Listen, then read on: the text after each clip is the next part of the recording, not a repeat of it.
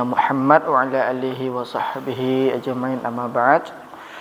Kita lanjutkan pelajaran kita pada siang hari ini. Kita masih di tasjir nahwi. Sekarang kita masuk pada halaman keempat, yaitu alamatul ismi. Alamatul ismi. Di sini disebutkan alamat isim itu ada 4. Yang pertama dia dengan jar. Nah, dinamakan jar itu adalah huwa kasrul harfi al-akhiri. Dia adalah huruf terakhirnya kasrah. Idza dakhala alaihi harfun min hurufil jarri. Nah, apabila huruf di antara huruf jar itu masuk padanya, nah, maka dia dibaca kasrah. Di tanda isim pertama dengan jar. Kemudian di sini muallif membawakan sebuah contoh. Bilang beliau, "Dhahabtu ilal madrasati." Nah, saya pergi ke sekolah. Nah, di sini diberi garis bawah oleh muallif, oleh penulis, al-madrasati. Nah, ini dibacanya kasrah. Sebabnya dimasuki oleh salah satu huruf jar. Bila. Au al-idhafah, misal, atau ada posisinya sebagai idhafah, sandaran. Contohnya, fina'ul ma'hadi fasihun. Nah, fina artinya adalah halaman, al-ma'had mahad, atau bisa kita artikan lembaga. Fasihun artinya luas. Nah, halaman mahad itu luas. Nah, di sini al-mahad diberi kasrah karena dia posisinya dalam idhafah atau mudhafun ilaih. Jadi fanaun. Fina. Oh, fina. Ya, finaul ma'hadi fasihun. Nah, untuk membuat sebuah jumlah, kita kalau pengen buat sebuah jumlah yang jumlahnya tarkibnya idhafi, yaitu susunnya dalam bentuk idhafah. Idhafah itu adalah dua suku kata.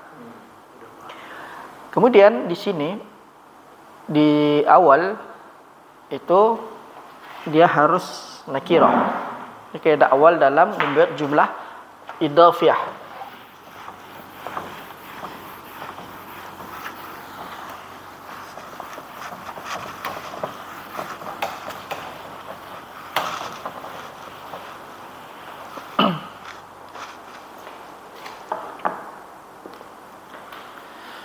Seperti fina'ul al-ma'hadi, fina'ul ma'hadi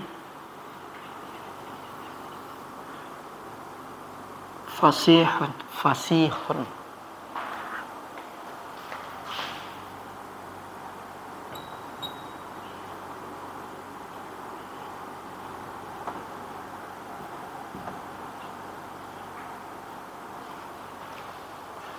Di sini dicontoh disebutkan kalau al-mahdi ini dengan jar.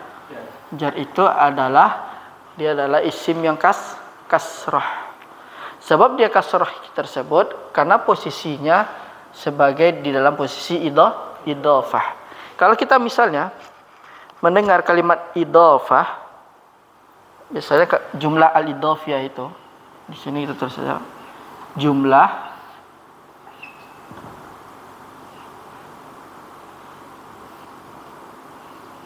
idhafiyah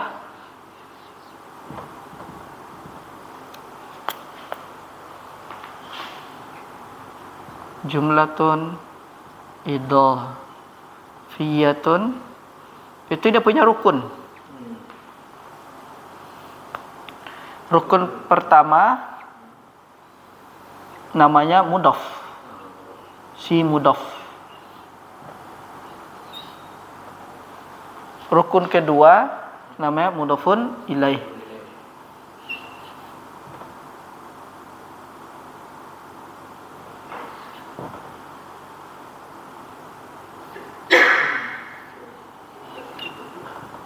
Nah, kalau misalnya ada mudhaf, ada mudhafun ilaih, berarti nama jumlahnya jumlah idhofiyah, yaitu dua suku kata.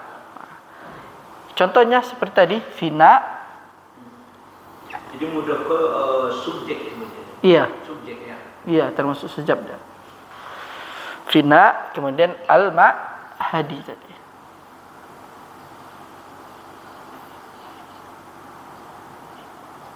Kalau kita katakan bahasa Indonesianya itu adalah suku kata. Ciri-cirinya adalah aslinya itu, asalnya itu si mudhaf itu pertama nakirah. Yang kedua si mudhafun ilaihnya ma'rifah. Ya. Tapi boleh juga keduanya nakirah. Tapi kalau sudah kedua nakirah, si mudhafun ilaihnya nakirah, berarti dia dengan tanwin, fina'u ma'hadin. Nah, tapi kalau dia mudhafun ilaih dengan ma'rifah, al-ma'hadi. Nah, jadi nggak bisa ditanwin.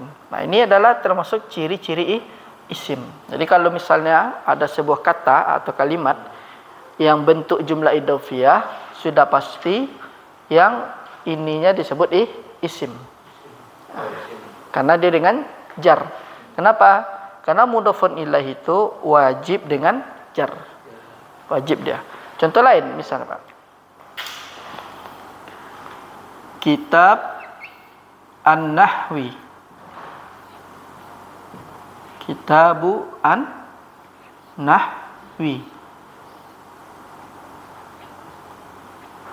Nah, ini dia. Ini termasuk kita bilang isim. Karena dia jumlahnya idhofah kan? Di sini nahwi. Cirinya dengan huruf jar. Dengan jar kasrah. Nah, kemudian di sini juga dikatakan apa namanya? Mudhafun ilaih. Nah, wajib si mudhafun ilaih kasrah atau jar. Jadi nggak bisa kita bilang kitabun nahwa, kitabun nahwu. Nah, jadi kalau idhof posisinya sebagai mudhafun ilaih, dia wajib jar. Ya. Kalau misalnya tanpa alif lam, berarti dengan tanwin. Kitabun nahwin. Tapi kalau dia pakai ma'rifah alif lam, kitabun nahwi, tetap dia kasrah. Itulah yang disebut dengan jar yang kedua itu. Yang pertama dengan dimasuki salah satu huruf jar sehingga dijadi kasroh isimnya. Yang kedua penyebab isim itu kasroh karena idhofah. Nah, itu dia. Ini adalah salah satu penyebab kenapa si isim itu menjadi jar atau menjadi kasroh di akhirnya. Pertama karena dimasuki salah satu huruf jar. Yang kedua karena idhofah. Itu penyebabnya. Iya. Nah, itu adalah salah satu ciri. Pertama ciri-ciri isim. Yang kedua penyebab dia menjadi jar. Itu sudah aturannya baku. Kalau sudah posisinya ibaratnya dia sudah di idhofah, nggak bisa kita bilang ma'hada, ma'hadu, nggak bisa. Karena dia sudah di mudhafun ilaih itu sudah baku dengan kasrah dia itu. Jadi mudhafun ilaih ke apa dia, kalau mudhaf tadi subjek, ya. Kalau mudhafun ilaih predikat. Predikatnya itu. Predikat. Iya. Mudhafun ilaih atau bahasa kita itu dua suku kata. Dua suku kata yang jadi satu. Karena kalau cuma satu aja dia tidak punya makna. Cuma kalau fina aja, fina. Dia harus halaman apa ini? Dia butuh disandarkan. Bisa jadi orang nanti takwilnya orang halaman masjid, halaman rumah. Makanya penjelasan yang mudhafun ilaihnya gitu. Yang pertama tanda isim itu dengan jar. Yang kedua dengan tanwin, yaitu idza lam yakun mu'arrafan bi al au mudhafan. Nah, apabila dia itu tidak ta'rif atau ma'rifah dengan al atau mudhafan. Misal a'jabatni syajaratun.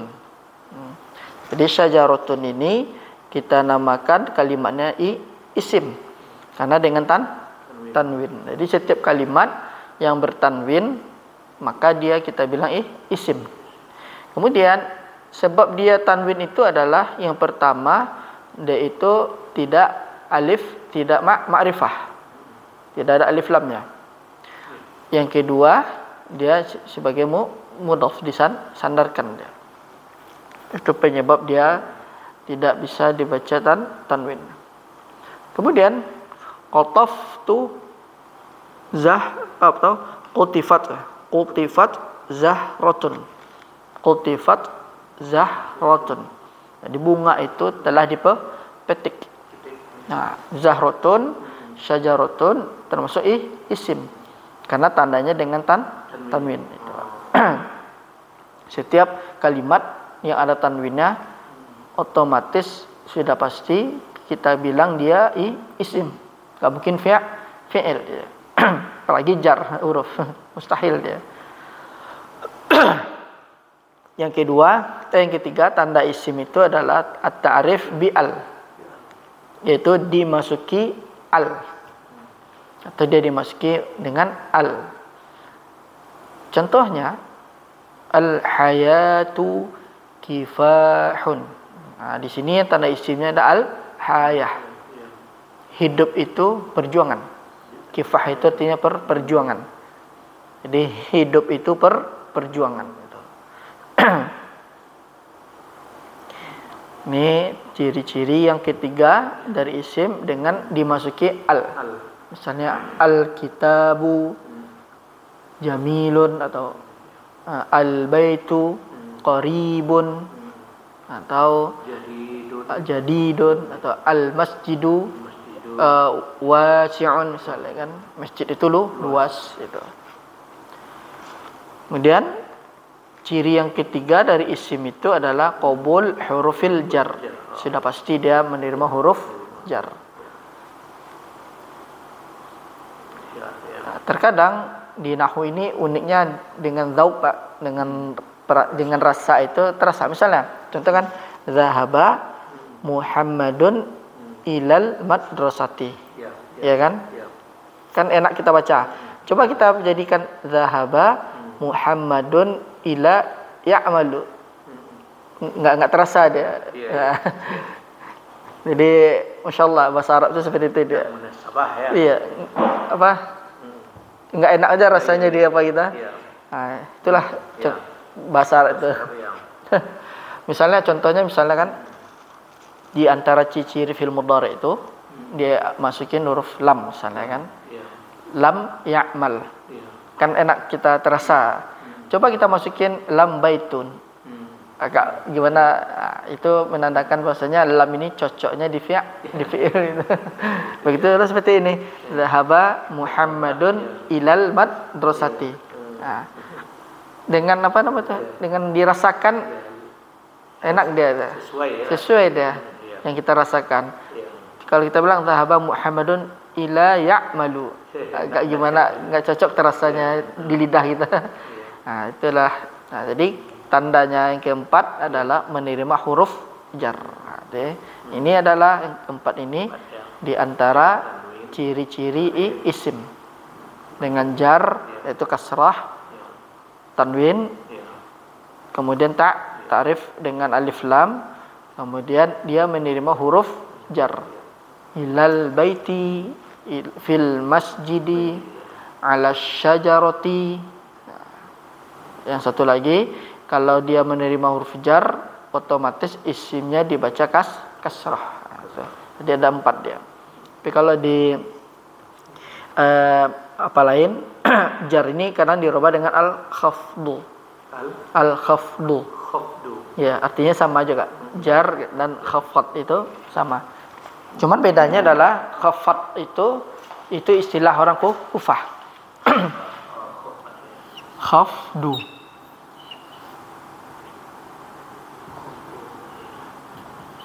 Kemudian jarrun.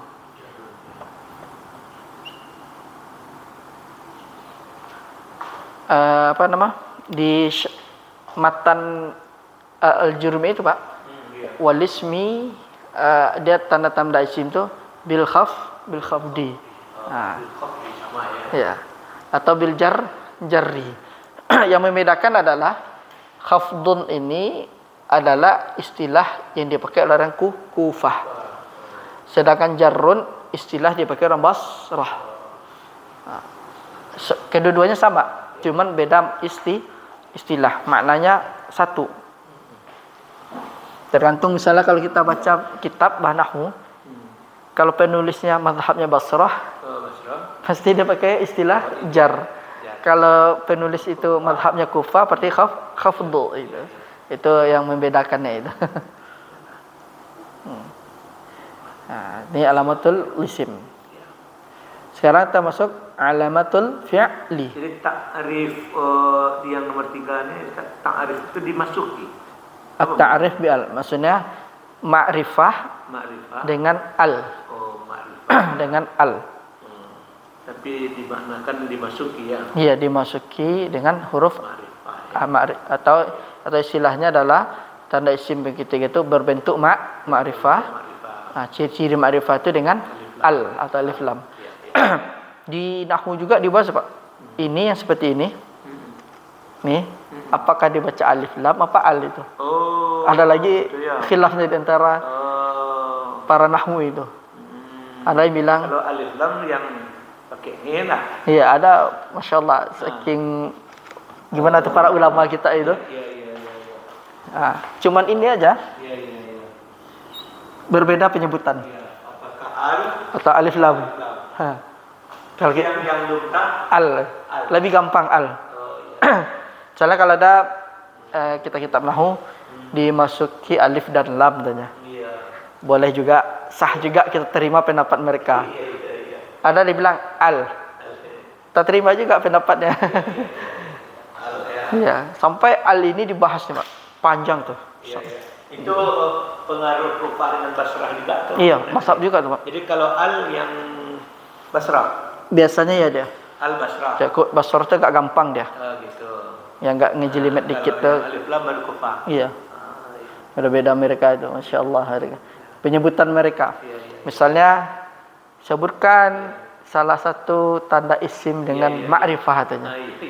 Ada yang bilang al. Ada yang bilang dengan alif lam. Karena dia yang al ini penyebutannya sama. Maksudnya disamakan di al dengan kalau yang alif dan lam kayak dipisah mah. Karena ini asalnya ini alif, ini lam, seakan dua huruf. Seperti itu mereka itu. Makanya al masjidu. Nah, tanda ma'rifah dengan apa? Dengan alif lam atau dengan al. Istilah penyebutan. Kan ada yang pakai hamzah sini.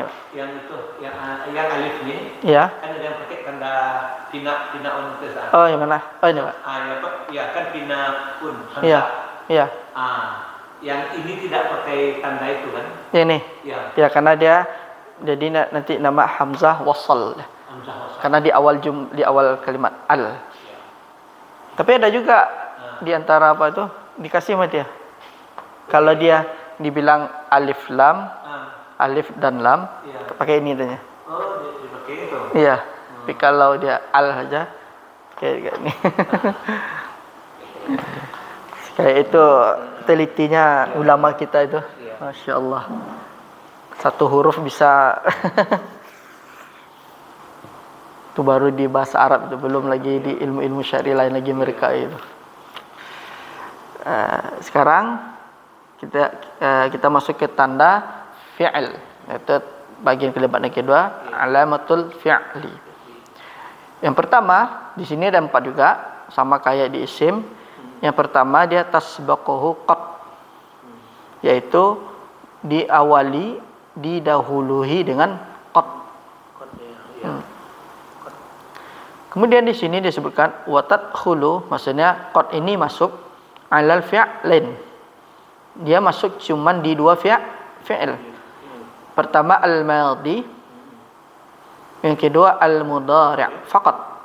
Madhi dan mudhari. Dan juga si qad ini tidak bisa masuk kepada fi'il amr. Misalnya kita bilang qad ijlis, nggak masuk dia. Dari zauq aja, dari yang dirasakan aja nggak enak. Qad ijlis, nggak enak rasanya disebutin. Contohnya di sini qad aflahal mu'minun. Nah, ini qad berarti si qad ini masuk kepada fi'il madhi. Aflaha ini dia bentuk jenis fi'ilnya fi'il madhi. Sungguh beruntunglah orang beriman. Kemudian contoh kedua, si qad masuk qad tablughu muraduk. Tablughu muraduk. Sungguh, qad itu kalau kita terjemahkan artinya sungguh. Sungguh akan sampai muradut, keinginanmu. Nah, kemudian si qad ini sedikit kita bahas. Pertama, qad ini kita hukumi dia huruf. Iya, nggak bisa kita bilang dia isim. Dia huruf. Makanya ketika kita mengi'rab, kalau mengi'rab secara sempurna seperti ini, qad aflahal mu'minun ini, kalau mau kita i'rab dari qadnya, qad ini kita bilang huruf. Ya, qad harfun mabni ala sukun la mahalla lahu minal i'rab. Nah, i'rabnya adalah huruf itu dia tidak ada posisi pada i'rab. Nah, baru kita i'rab aflaha fil madi bil fathi, al mu'minun fa'ilun, ya kan, bil waw.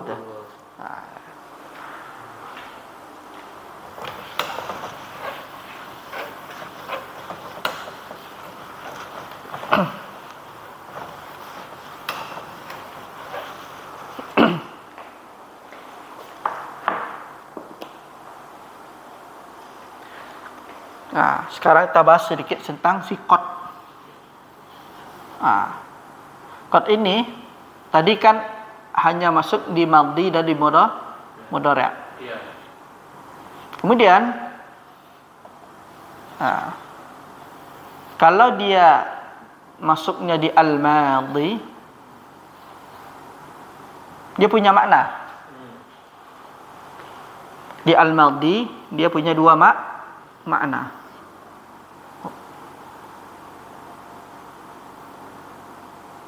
Nah, di al-madhi yang pertama dia bermakna tahqiq.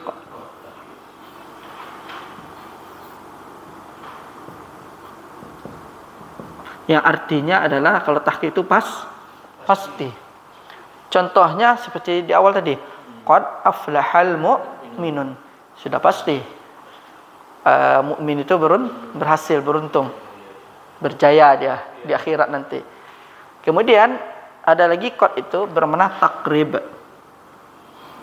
Takrib itu artinya dekat atau menjelang.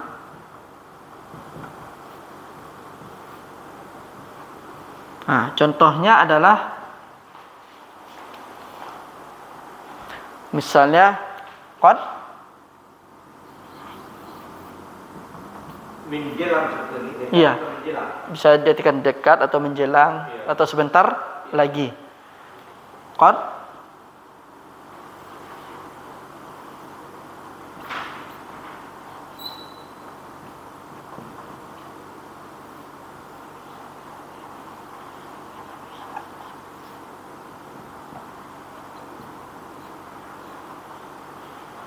bisa dekat, menjelang, dekat atau sebentar lagi. Nah, jadi qad gharabat asy-syamsu artinya adalah matahari sebentar lagi terbenam. Nah, misalnya kalau kita mendengar orang Arab, qad gharabat asy-syams, berarti katanya sebentar lagi matahari akan terbenam. Atau di dalam lafaz iqamah, qad qamatis shalah, sebentar lagi salat akan ditegakkan atau didirikan. Nah, atau bisa juga qad tala'a al-qamaru. Qad ya Pak? Yang qad qamatis shalah ini sholahnya yang sholah lam alif atau sholah pakai waw? Pakai yang biasa, pakai alif dia. Karena dia bukan bentuk jamak dia. Oh, berarti bukan yang pakai waw ya? Iya, kalau pakai waw itu bentuk jamak. Jadi sholawat. Iya. Oh, jadi yang pakai alif lam. Iya, kalau dia bentuk mufrad. Iya. Ini dalam penulisan kitabah.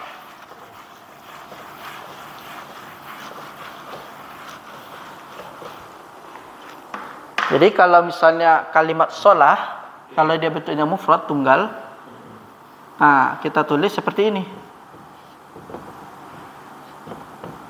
Ini kalau bentuknya tunggal mufrad. Tapi kalau misalnya dia pakai alif, pakai waw,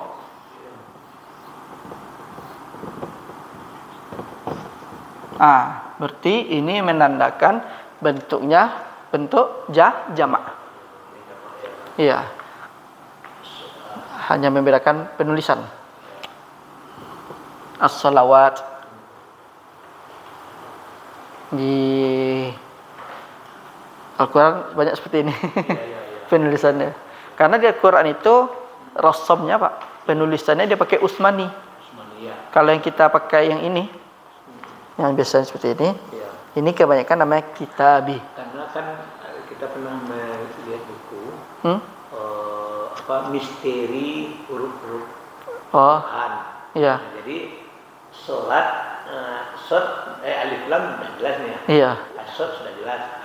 Tiba di alif lam dengan waw itu, iya. diartikan makna beda itu. Iya. As-salawat. Berarti ini menunjukkan dia jamak. Sholat 5 waktu atau sholat sunnah yang lainnya. Yaitu, atau sholat fardu, sholat sunnah. Secara sholawat ini juga orang bilang sholawat kepada Nabi. Padahal makna sholat itu secara bahasa artinya doa. Doa secara bahasa. Nanti itu pengaruh perubahannya itu Pak. Kenapa kalimat itu berubah-ubah itu nanti ada pelajaran bahasa Arab namanya al-adab. Adab itu syair Pak. Jadi kalau adab tuh kita mengenal syair pertama, yang kedua belajar adab tuh kita mengenal asal muasal penempatan suatu kata itu. Dulu sholat di zaman jahiliyah, orang jahiliyah itu bilang doa. Datang Islam, maknanya perluas. Sholat itu secara istilah syar'inya seperti dibuka dengan takbiratul ihram, ditutup dengan lafaznya itu di akhir salam. Itu pergeseran makna solat ketika muncul Islam. Ketika Islam itu sudah berkembang ya kan, berubah maknanya. Jadi perubahan kata itu dari orang jahiliyah dulu menyebutnya, pas Islam datang tetap dipakai juga istilah ini, cuman perluasan maknanya itu. Belajarnya itu nanti di adab namanya itu Pak. Jadi Masya Allah, bahasa Arab itu sebenarnya kalau ingin kita untuk membuka belajar ilmu syar'i, bahasa Arab itu cuman minimal 4 kita pelajari Pak. Nahwu, shorof, adab, dan balaghah. 4 itu. Makanya saya diambil game 4. Tapi kalau yang arud kan ada di dalam bahasa Arab itu kan 13 Pak.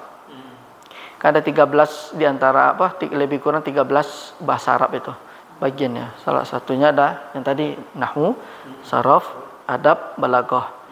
Adapun al-arud itu sebenarnya untuk memang orang khusus sastra. Dia bikin sebuah syair tapi menggunakan pola-pola sehingga syairnya itu jadi indah dia. Itu lebih berat lagi itu. Tapi kalau untuk kita penuntut ilmu syar'i 4 aja sudah cukup itu Pak. Karena nanti itu akan nanti masuk usul fikih dia pas belajar usul fikih gampang kita lagi itu. Alat ya. Iya, alat dia itu. Ini si qad tadi. Ini qad di madhi. Pertama tahqiq, contohnya qad aflahal mu'minun. Takrib artinya dekat, sebentar lagi atau menjelang. Nih, qad qamatis shalah.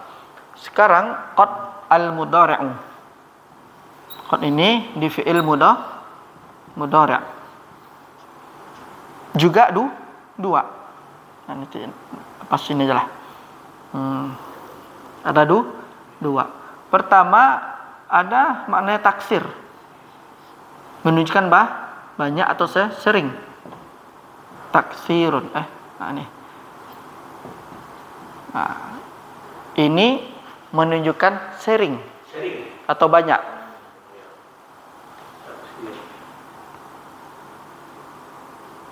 Contohnya kita masukin qad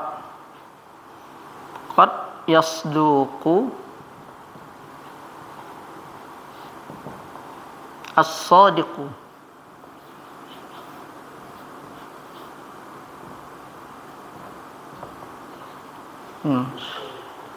As-sadiq. Jadi orang yang jujur itu pasti dia sering berkata jujur. Jadi qad di sini bermakna taksir. Ya. Yang jujur pasti dia berkata jujur. Jarang yang bohong dia itu kan. Dia aja sudah digelari orang jujur. As-sadiq. Ini menunjukkan qadna di sini bermakna taksir. Dari mana kita tahu orang yang jujur itu? Dia pasti jujur dia kan.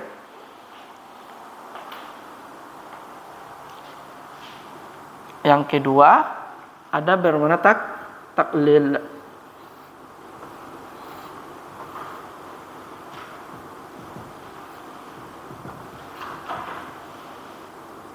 Ada bermakna taklil. Kita masukin qad.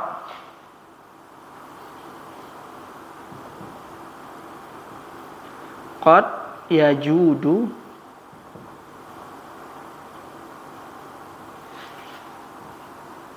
al-bakhilu.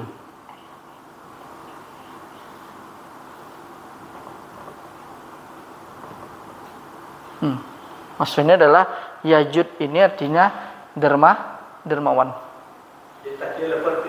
Taklil sedikit. Jarang.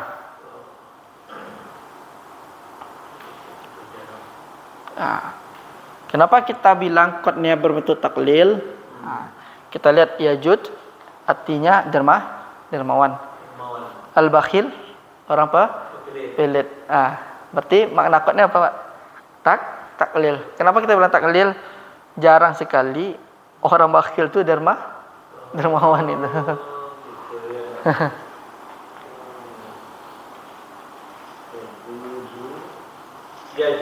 Yajudu. Mana ini deh. Nih, qadnya. Kalau misalnya ketika kita menjelaskan, ada orang bertanya, ini makna qadnya apa? Taksir misalnya kan, qad yasduqu as-sadiq. Orang jujur itu dia selalu berkata jujur. Di sini qad yajudu al-bakhil.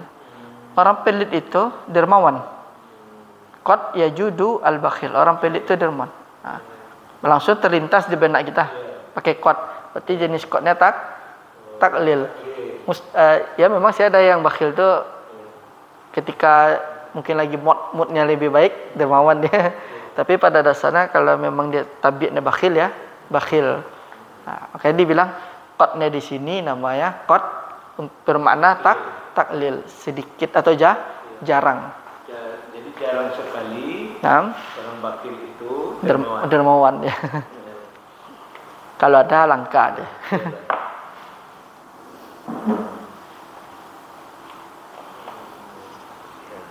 Itu mana qad. Taksir dengan taklil. Itu yang di mudhari'. Mudhari' ya. Di tahqiq dengan takrib. Ya, itu yang di madhi.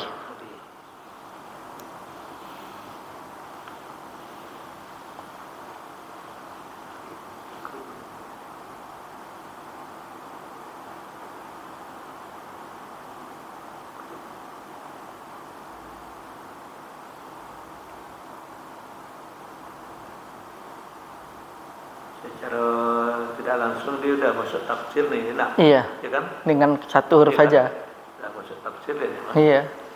Karena bahasa Arab itu minun ya. Iya, nggak bisa tuh. Makanya kan ada kayak ulama tuh yang kontemporer sekarang tuh Pak. Kayak Syekh Mutawalli Asy-Sya'rawi rahimahullah. Beliau tuh udah meninggal tahun 96 atau 94 dah. Itu asli beliau basic beliau S1, S2, S3 beliau itu lughah tuh Pak. Lughah ya.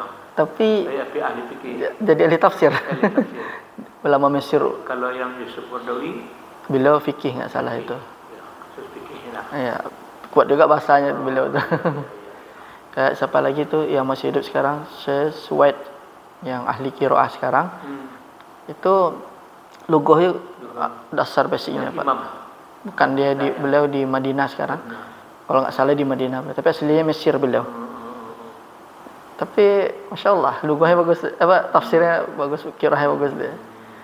Kemudian Syekh Wahid bin Abdul Salam Bali itu S1, S2, 3 beliau itu lughah tuh Pak.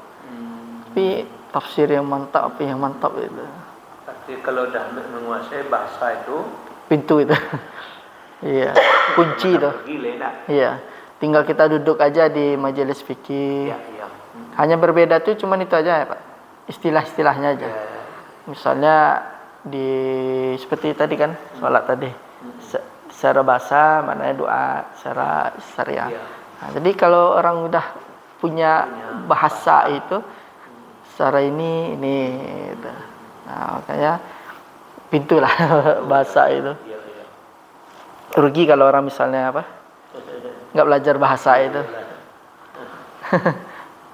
Memang butuh waktu lama itu, nggak bisa instan. 3 bulan langsung ahli bahasa Arab, mustahil. Kemudian contoh yang kedua, tanda fi'il itu yang kedua adalah didahului atau diawali dengan sin dan saufa. Yasbaquhu sinu wa saufa. Ini tadi kan tasbaquhu ya. Iya. Tasbaquhu. Iya.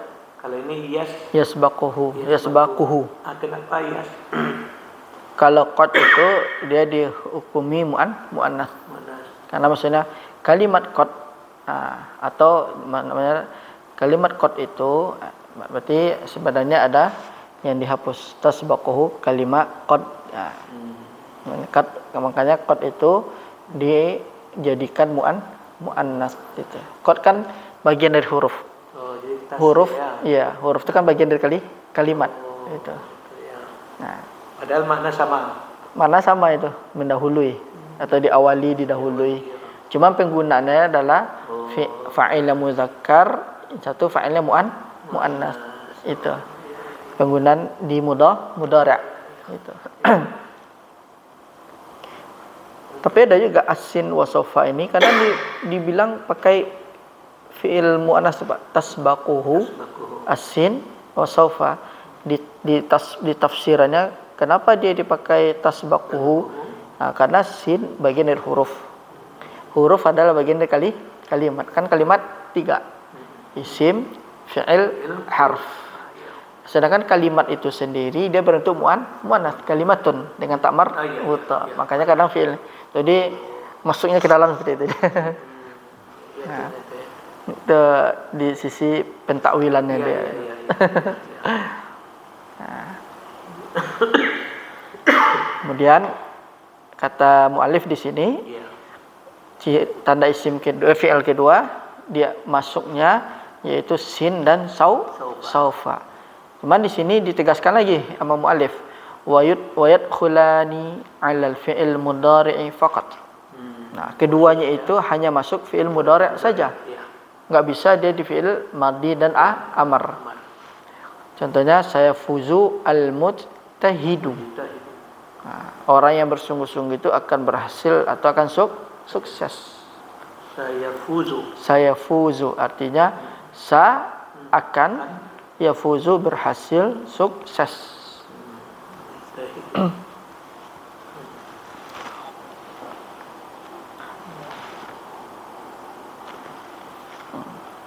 Kalau sin ini dia bermakna qarib, dekat.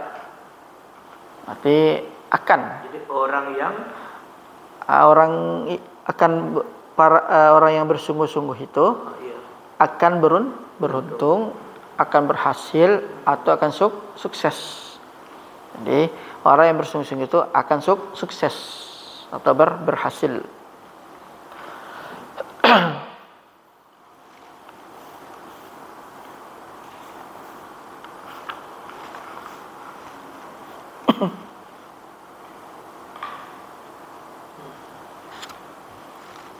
Sin itu artinya bermakna qarib, dekat. Kalau bahasa kita itu kan akan. Berbeda dengan saufa. Saufa itu bermakna ba'id, yang artinya jauh. Nah, di sini saufa ukafi'u al-mujtahida. Nah, saufa ini artinya nanti atau suatu saat saya akan memberikan mukafaah kepada orang yang bersungguh-sungguh al-mujtahida. Saufa ukafi'u al-mujtahida. Nah, ukafi'u ini artinya adalah kalau bahasa kita itu balas budi. Balas budi. Nah, makanya kita di LIPI itu ada nama mukafaah, Pak. Mukafaah ya. Jadi kita kuliah dapat uang. Namanya mukafaah. Itu yang ditunggu-tunggu oleh para mahasiswa itu. Namanya mukafaah. Mukafaah itu kan kalau di artinya balas budi. Balas budi ya. Ya. Jadi saufa nanti atau suatu saat saya akan memberikan balasan kepada orang-orang bersungguh-sungguh.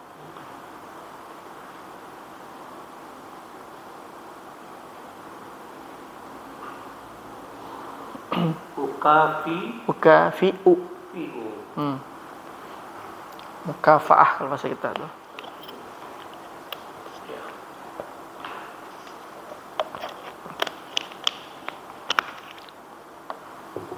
Jadi lalu saufa tadi nantinya itu memang akan dibayar ditagihnya. Akan diberi. Iya, tapi nggak tahu kapan waktunya. Iya. Jauh dia. Iya, nanti atau akan atau suatu saat. Iya. Kalau akan itu kan agak dekat lama. deh. Akan tuh dekat deh. Oh, akan dekat ya. Iya, kalau sofa nanti. Iya. Atau suatu saat. Iya. Berarti saufa lebih berjarak, enggak? Iya, jauh, Pak. Bisa saja nanti di akhirat, enggak. Enggak, tapi di dunia. Di dunia cuman bisa jadi 2 bulan lagi bayar sama dia. Atau 1 tahun lagi gitu. Tapi kalau dengan sin dia maknanya qarib, dekat, itu maknanya dia ya bisa jadi 2 hari lagi. Jadi kelak dia akan mendapat balasan itu. Iya. Balasan itu di dunia juga. Iya. Tapi agak lama. Iya, agak lama dia. Jadi dia akan memberikan mukafaah kepada orang bersungguh-sungguh itu. Tapi nggak tahu kapan dia. Iya. Yang lamun. Iya. Tapi kalau yang di surat Takasur itu pas adab di kuburan. Iya. Kan dibilang pakai sofa, kelak. Karena kan jauh. Iya, kita kan nggak tahu meninggal itu kapan. Iya. Maka Allah Subhanahu wa taala menggunakan kalimat saufa. Kemudian tanda fi'il yang ketiga qabul ta'nis. Jadi menerima ta'nis. Perempuan. Ya, tak perempuan kata. Wa tattasilu bil fi'lil madhi faqat. Katanya ta'nis ini hanya bersambung dengan fi'il madhi saja. Enggak bisa dia dengan fi'il mudhari'. Contohnya asyraqat asy-syamsu. Asyraqat asy-syamsu. Matahari itu telah terbit. Asyraqat asy-syamsu. Nah, yang tak inilah yang menjadikan diantara ciri-ciri fi'il. Nah, dia masuk kepada fi'il madhi saja dia. Jadi namanya tak perempuan. Nah.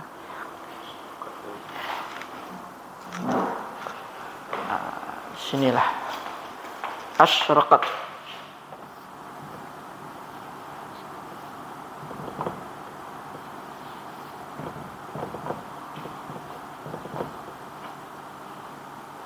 Ini taknya sama tak terbuka ya Pak? Ya.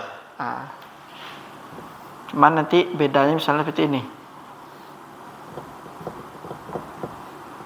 Nah, sama-sama terbuka.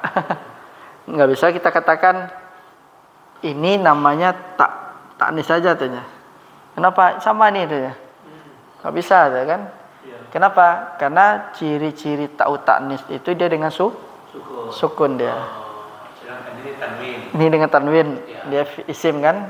Nah, makanya tak ini jenisnya berbeda dengan tak yang ini. Kalau ini taknya tak maftuha. Nah, itu bedanya dia. Orang kadang banyak keliru itu. Sama aja taknya itu. Bedalah tuh. Yang satu di fi'il madhi masuknya, yang kedua dia wajib sukun.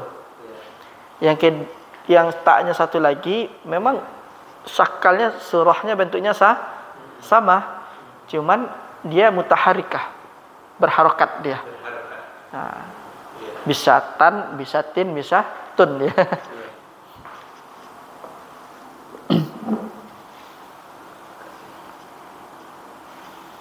Kalau ini asrokat ini tetap dia sukun. Iya.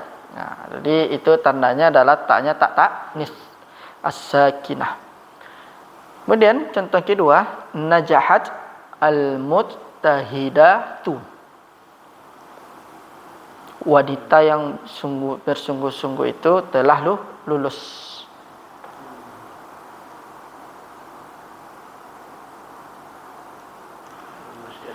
Lulus. Najahat artinya telah lulus. Al-mujtahidah, wanita yang bersungguh-sungguh itu. Jadi yang ketiga tanda fi'il itu adalah menerima taknis.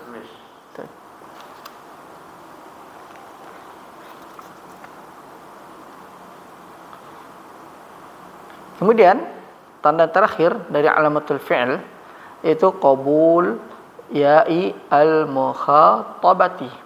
Qabul ya'i al-mukhatabati artinya adalah menerima ya mukhatabah.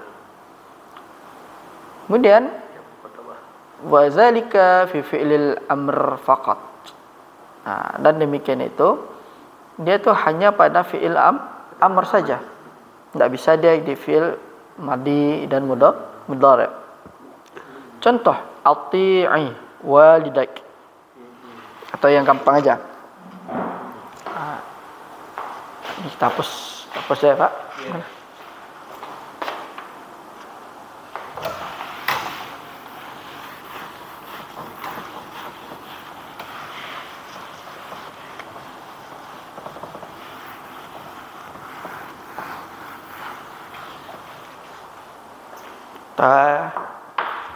Seperti ini. Misalnya kita ambil dari mudhari' dulu. Tat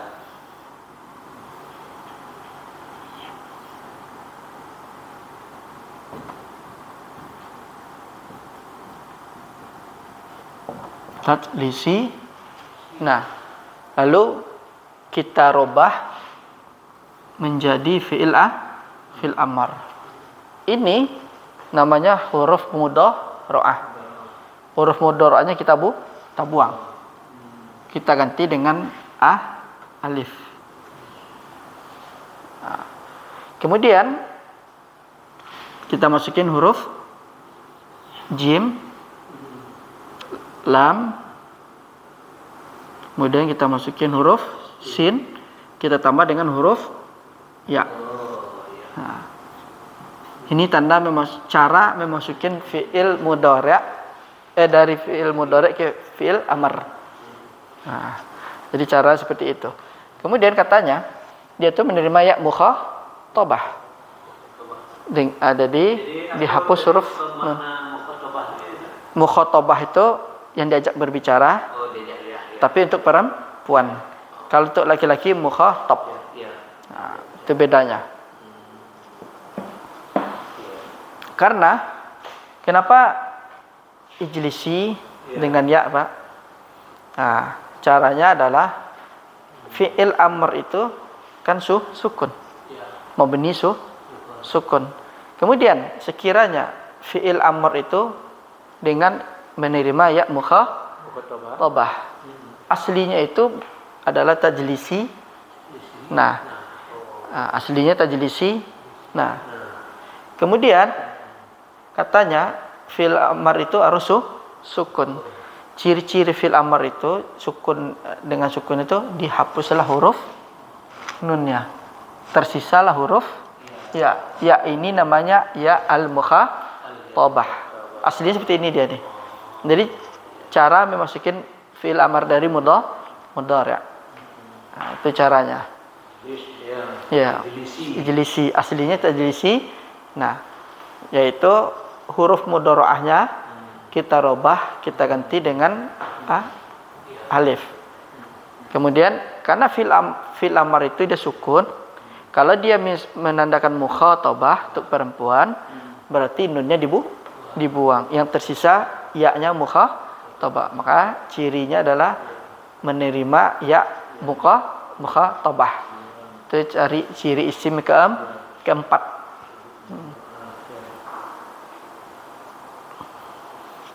Untuk huruf yang sakit. Mudhara'ah itu bukan. Mudhara'ah itu artinya ziyadah. Tambahan. Kan aslinya fi'il itu 3 huruf. Kemudian ditambah dengan anaitu atau anita. Kalau di awalnya. Kalau ini berarti menunjukkan mukhatabah, ya kan? Ciri-cirinya menggunakan ya mukhatabah. Jadi jenis ya-nya namanya ya mukhatabah. Nah, kemudian bukan istilahnya. Iya. Kemudian kalau misalnya ada suatu kalimat dimasukin ya mukhatabah atau kalimat yang menerima ya mukhatabah, sudah pasti kita hukumi dia itu fi'il. Karena dia cirinya dimasukin ya mukhatabah. Kemudian ya mukhatabah ini dia hanya masuk kepada fi'il amr, ya'ul mukhatabah.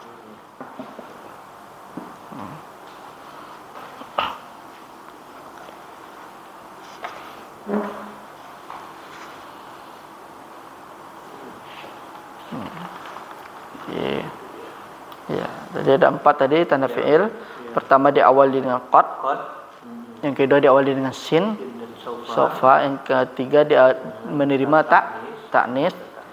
Yang keempat menerima ya mukhatabah. Itu dia. Tanda-tanda fi'il. Iya, tanda-tanda fi'il ada 4 dia. Jadi tanda-tanda isim juga 4. Iya, tanda fi'il juga 4. Ya. Nah, kita cukupkan Pak. Insyaallah ke depan kita lanjut. Satu halaman Pak. Ya, ada. Iya. Ulang deh, Iya. Kita tutup doa kafaratu majelis. Subhanakallahumma bihamdika asyhadu an la anta astaghfiruka wa atubu ilaik. Assalamualaikum warahmatullahi wabarakatuh.